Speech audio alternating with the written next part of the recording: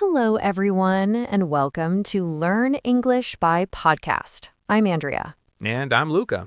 Hey, Andrea. So let me ask our listeners a question. Have you ever used an English word and gotten a strange look from a native speaker? Oh, I think we all have. It can be a little embarrassing. Exactly. Well, today we are going to help you avoid that. We're talking about English words that don't mean what you think they mean.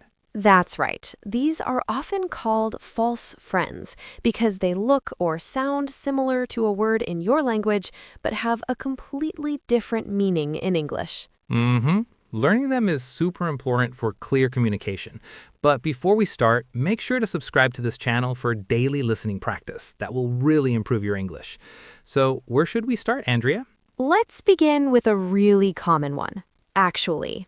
Oh, that's a good one. Many English learners, especially those who speak Spanish, Italian, or French, think actually means now or at the present time. Right, because words like actualmente or actuellement mean currently. But in English, that's not the case. So what does it mean? In English, actually means in fact or really. We use it to correct someone or to add surprising information. Okay, let's give an example. If someone asks me, "What are you doing now?" I should not say, "Actually, I am recording a podcast." Exactly. The correct word would be currently. You would say, currently, I am recording a podcast. So how would I use actually correctly? Well, you could say something like, he looks very young, but he is actually 50 years old. It's a surprising fact. That makes sense. It shows a contrast. Or, I thought the movie would be boring, but it was actually really good. Perfect. So to recap, for now or at the present time, use currently. For in fact, use actually. Got it. What's the next word on our list?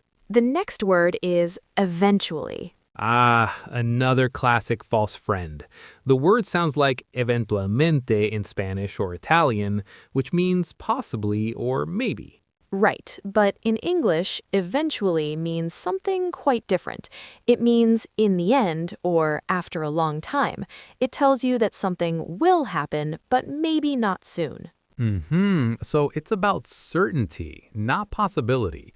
For example, a great sentence for our learners is, if you keep practicing, you will eventually become fluent in English. That's a perfect motivating example. It means that fluency will happen in the end, after all your hard work.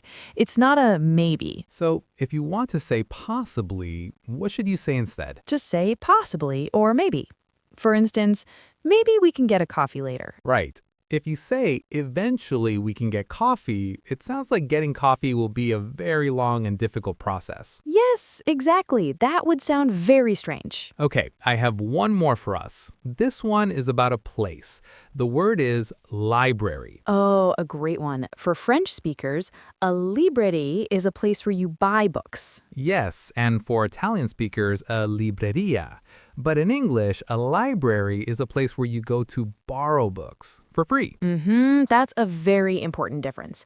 The place where you buy books in English is called a bookstore or a bookshop. Let's repeat that one more time because it's so useful. If you want to buy a new book, you go to a bookstore. And if you want to borrow a book for a few weeks, you go to the library. It's a simple mistake, but asking someone to meet you at the library to buy a book could be very confusing. For sure. I think we have time for a couple more. What do you say? Sure, why not? How about we discuss the phrase, I guess? It's a common one that learners can find tricky. Oh, that's a fantastic one. It's so much more than just a synonym for I think. It carries a specific feeling, doesn't it? Exactly. It often shows hesitation or reluctance.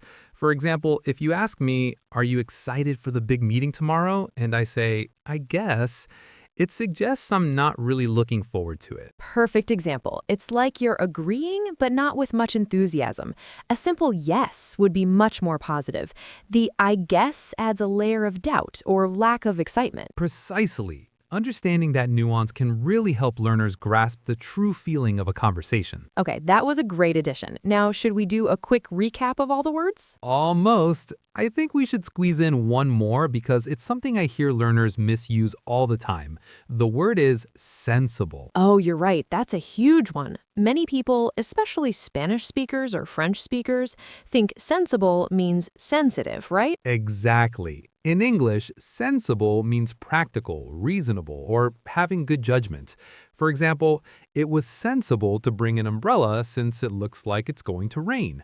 It's about making a smart choice. Right, whereas sensitive is about emotions. A person who is sensitive might get their feelings hurt easily or they're very emotionally aware.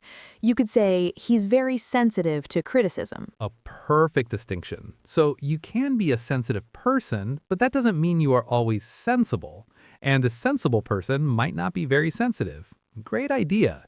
So first we had actually, which means in fact, not currently. Then sympathetic, which is about understanding someone's feelings, not just being a nice person. After that, eventually, which means in the end, not possibly. Then we have the real meaning of I guess and the word sensible. And finally, a library is for borrowing books, while a bookstore is for buying them. Excellent summary. We hope this was really helpful for all of you listening.